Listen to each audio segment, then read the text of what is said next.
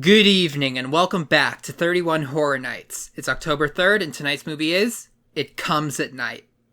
This movie looks pretty interesting. It's like a post-apocalyptic movie, sort of like a 10 Cloverfield Lane or A Quiet Place. Like, the world-ending thing that wiped out most of the population has already happened, and it's sort of like you figure it out as you go. Or at least that's the impression that I got from the trailer. Now, it's a little weird because the name of the movie is It Comes at Night, and they say we don't leave at night, always keep the door locked, which makes me think that it's like there are monsters out there or something, but they talk about like being sick and getting infections and stuff like that, so I don't exactly know how those two concepts mesh together in this movie. This seems to be going sort of the of the dead route of even in a supernatural apocalypse, one thing that man always has to fear is their fellow man. I think it is two families living in the same cabin in the middle of the woods, and they're kind of like at odds with each other. Like one of them is newer, and it's like the ground rules. It's like you can only go outside during the day in groups. The door is always locked. There's only one way in, one way out. The one guy has the only key, and you never, ever, ever go out at night. Once again, this movie seems to play on the audience not knowing a lot about what's going on. This was made by A24, which is the same studio that made Hereditary, but it's also the same studio that made The Killing of a Sacred Deer, so it's a little bit dubious about how this is going to be, but I'll find out. I just finished watching the movie, and I'm going to give this one a 5 out of 10. This isn't the same type of 5 out of 10 as the one that I gave The House's October Build. That movie was kind of just middle of the road. This one has some really, really good things in it, but overall, and especially with the ending, it doesn't exactly come together. In this movie, the apocalypse is purely a disease. There's no, like, monster that hunts at night. I don't know why it's called It Comes at Night. I mean, I would understand, like, trying to lock your door, but there's no real significance to never going outside at night. Overall, there are a few things in which this movie sort of like misses the mark, especially when compared to other movies I've seen with this same basic premise like Bird Box, A Quiet Place, 10 Cloverfield Lane. All three of those movies had really likable characters, and they all had their own sort of, I don't want to say gimmick because that sounds like it's negative, but I can't think of a better word for it. It's kind of a gimmick, but they use their gimmick well. In 10 Cloverfield Lane is the fact that you never actually go outside until the very end. In A Quiet Place, it's quiet the entire time. And in Bird Box, you never actually see the monsters.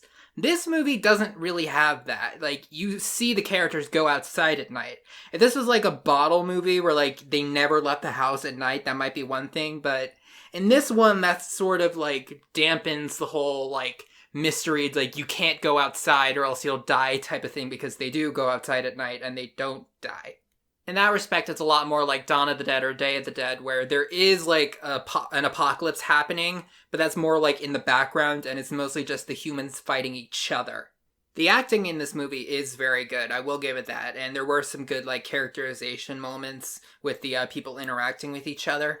Another thing they did that I liked was that it's this originally just a family of 3 and a dog living in a cabin, and then this other family of 3 like has to take refuge in it because they want food and water. And what they do throughout the movie is that they keep giving you these little things where it makes you wonder, is this other family like shady and dishonest, or is the father, the first family, the main character, is he just being paranoid? Because throughout the entire movie, there's evidence that they're telling the truth and they're not, like, trying to do them harm, but that there are other things that make you question that, and you don't know the answer until the very end. But despite its premise, I think the biggest flaw of this movie is that it's kind of boring. There's a lot of, like, slow walking around at night. There's a lot of scenes that don't seem to really go anywhere. They do serve to build up atmosphere, but there's also just not a whole lot that's really happening in this movie. Unlike yesterday's movie, with this one, I would completely understand another person really liking this movie, because there are a lot of things in this movie to like. Like, this movie is well directed, the cinematography is good, there's a lot of good shots, there's some good settings, and if you look at it from more of a dramatic standpoint instead of a horror standpoint, this movie is done very well. But just with the whole premise, it was almost kind of misleading and sort of became something that I wasn't really expecting it to become, and more than anything else, I would just say that this movie isn't for me. It's not bad, it's just not my thing. Now let's go into some spoilers, because there are a few things in that respect that I want to talk about. As I previously said, one big part of the movie is wondering whether this other family is actually like lying to the main family, because one of the things was that one of the first things that the dad of the other family, Will, said was that we were staying at my brother's house, and then later in the movie he says, I'm an only child, and then the main character, I think his name is Paul, says, wait, I thought you said that you were staying at your brother's house, and then there's like a moment where he says, oh yeah, no, that was my brother-in-law. I thought of it as his brother. And there's like a few contradictions like that, little moments that don't add up, that think this could just be a misunderstanding or a mistake, but this could also be confirming the suspicion. The son in the main family, there's a lot of moments of him having nightmares, and those nightmares seem to read into reality into weird ways. One of the big moments is that he sees that the door, the red door that's like the focal point of the movie, the door that never opens at night, is slightly open. And then later on, someone is like saying, did you look in that room before that? And then he said, no. And he said, well, the door was already open. He said, I don't know what to tell you. The door was open. And then there was like 5 minutes of them sort of discussing it. And the other family said over and over and over, we had nothing to do with that. Like, you must have opened it by accident. None of us opened that door. And then we get to the climax of the movie, where the main family needs to kick the other family out because they believe that one or all of them have been infected with the virus. And it's a really intense moment of all of them have guns, all of them are pointing them at each other, and it eventually gets to the point where one by one, every single one of the other family is killed. And this is the point where I thought the movie was going to go one of two ways.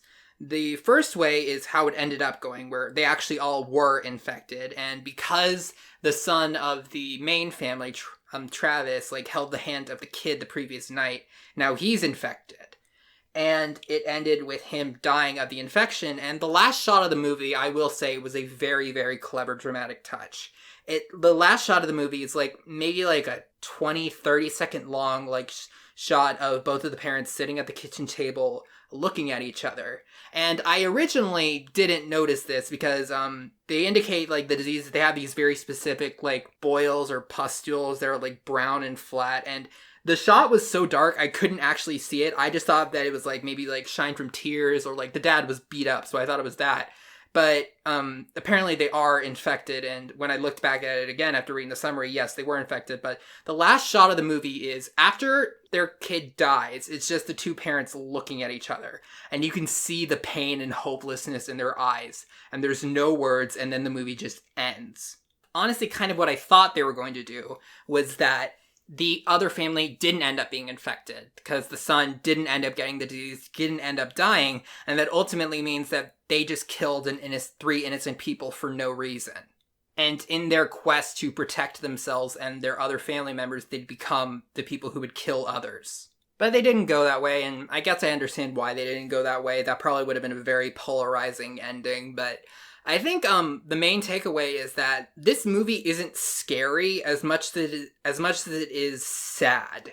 Like, I know that Hereditary from last year, the thing was like a family tragedy, like a nightmare that they never wake up from, but that one had a lot more supernatural things in it. This one kind of is a family tragedy in the guise of a horror movie. I'd call it more of a drama than a horror. While there were good ideas in it, I thought it was kind of boring for most of it and didn't really have a satisfying ending. So I'm still waiting for a good movie this 31 Horror Nights, but I've certainly got a lot more coming. I'll see you tomorrow.